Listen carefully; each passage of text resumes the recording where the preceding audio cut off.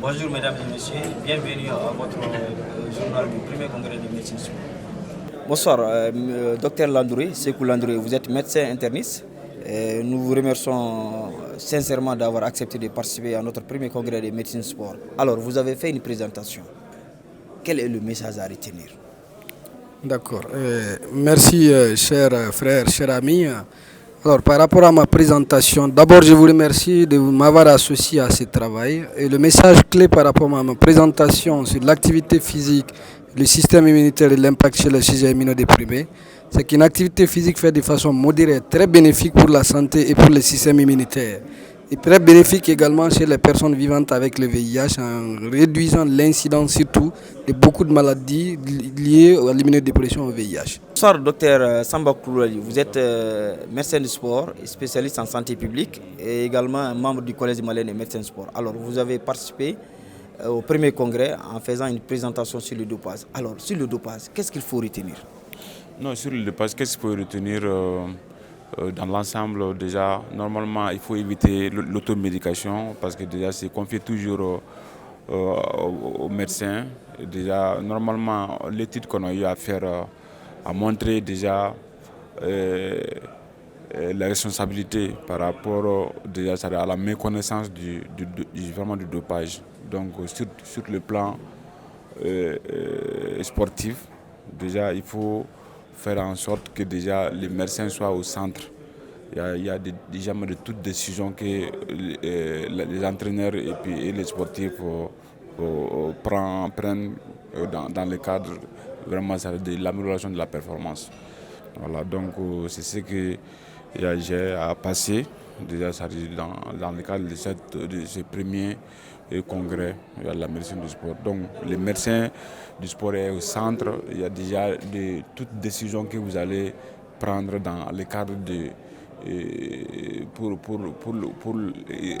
se procurer des médicaments dans le but d'améliorer la performance. Docteur Touré, Sidi Touré, vous êtes rhumatologue et vous avez participé au premier congrès de médecine sport. Alors, vous avez fait une présentation.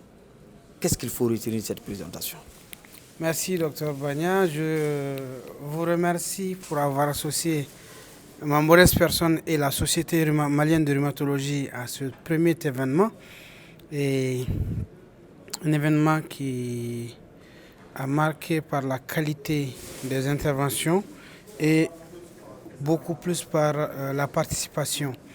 Voilà, donc j'ai fait une présentation au nom de la Société malienne de rhumatologie sur l'arthrose chez les personnes, on va dire les sportifs retraités. L'arthrose, qu'on soit sportif ou pas, on est susceptible de faire de l'arthrose parce que c'est une maladie qui vient avec l'âge.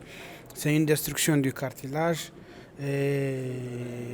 qui vient très souvent dans la deuxième décennie. Il se trouve que le sport de haut niveau, le sport d'endurance peut l'anticiper. Et on se retrouve devant des personnes qui font de l'arthrose à 30 ans, à 40 ans. Mais c'est leur profession. Maintenant, si éventuellement la maladie survient, il faut, on va dire, il faut la prendre en charge, il faut accompagner ces personnes-là. Et c'est une maladie qui est très fréquente, qui a comme principale manifestation la douleur, qui est diagnostiquée par la radiographie et qui est prise en charge par plusieurs spécialités. Le médecin rhumatologue, le kinésithérapeute, le médecin rééducateur, et le diététicien, le médecin traumatologue orthopédiste. Voilà, donc la prise en charge est bien codifiée. S'il y a des problèmes, venez voir un de ces médecins et il va vous orienter. Bonsoir, docteur Sanogo. Et nous vous remercions sincèrement d'avoir participé au premier congrès de médecine sport. Alors, vous avez fait une présentation. Qu'est-ce qu'il faut retenir de cette présentation?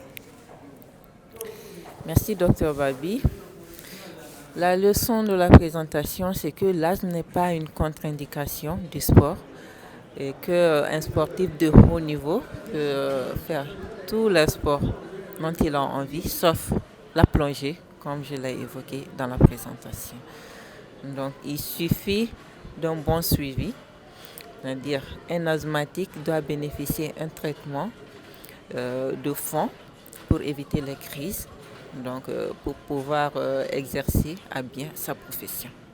Alors, docteur Traoré, bonsoir. Nous vous remercions sincèrement à travers votre agence SPM et le laboratoire DENC d'avoir accepté de participer à notre premier congrès de médecine sport. Alors, quelles sont vos impressions et qu'est-ce qu'il faut retenir de ce congrès? Merci, Dr Babi. Je remercie la médecine du sport d'avoir associé DENC Pharma à cette activité. Et on est très honoré d'avoir reçu aussi une distinction à travers le Dr Touré Khalil hier.